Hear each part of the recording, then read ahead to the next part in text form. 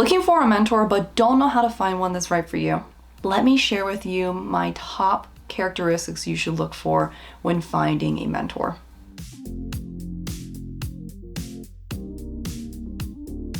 Hey everyone, and welcome back to my channel, your go-to place for building your dream career and achieving your highest potential. I'm Allie, and today we have another segment of FTL where I discuss interesting topics in hopes it gives you just a little something to chew on after you leave this video. And for today, I'm discussing the top characteristics you should look for when trying to find a great mentor. Whenever we're trying to think about advancing within our careers, it's always a great idea to get a mentor. Mentors are great for both personally and professionally developing us, as well as they're a great source of support. They can guide us as well as give us access to tools and connections we wouldn't have otherwise. The problem is that, how do we find these individuals? How do we find someone that's great for us? The reality is that not everyone would be a good fit for us. So it's up to us to be selective about who teaches us. And so to help you with this process, I am going to share with you the top characteristics you should look for when finding a great mentor. The first thing you need to look for is their expertise.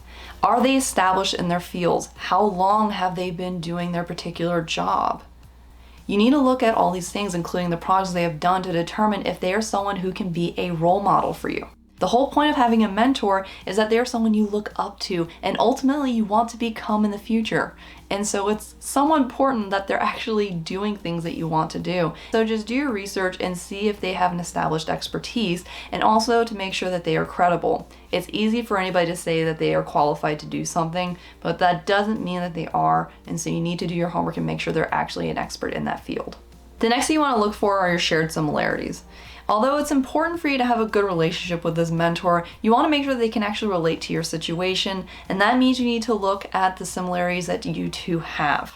I suggest that if you are going to look at similarities, you want to make sure that you share the same values, attitudes, and beliefs.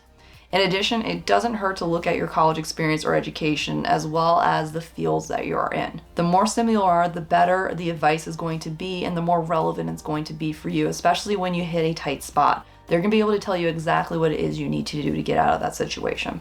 So make sure you're similar to one another.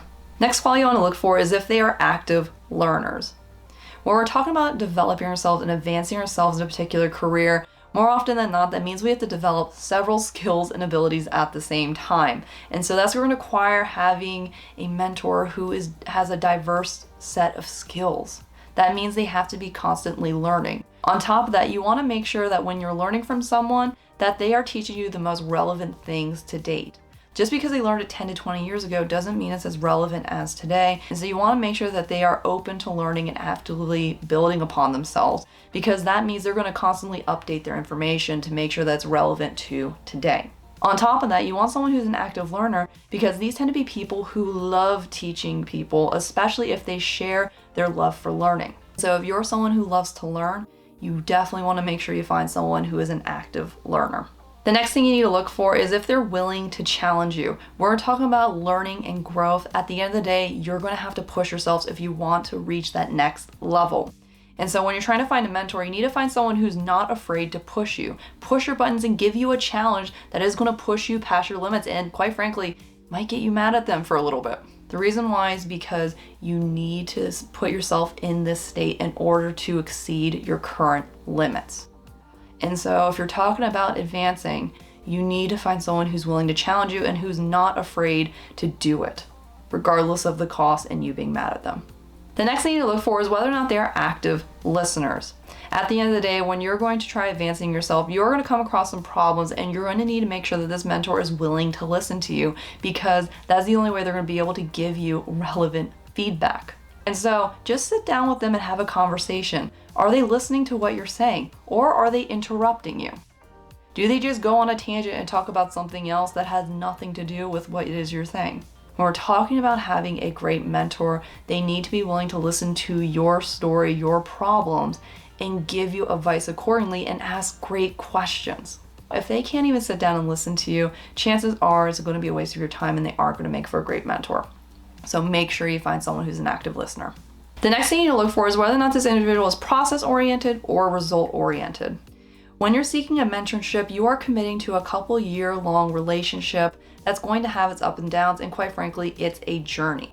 And so this person needs to recognize and be patient with you that you are going to mess up. They need to see your individual steps, your small steps, as wins rather than the overall goal.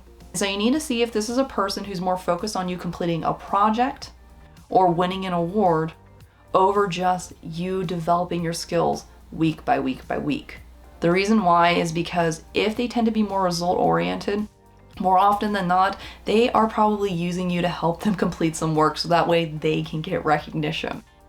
On top of that, the reality is it's going to take a very long time for you to achieve this big goal. And so they're going to be hard on you when the whole entire point of this is for you to develop yourself. And so you want to focus on somebody who is process oriented, who focuses on your growth throughout the process, not just the results at the end.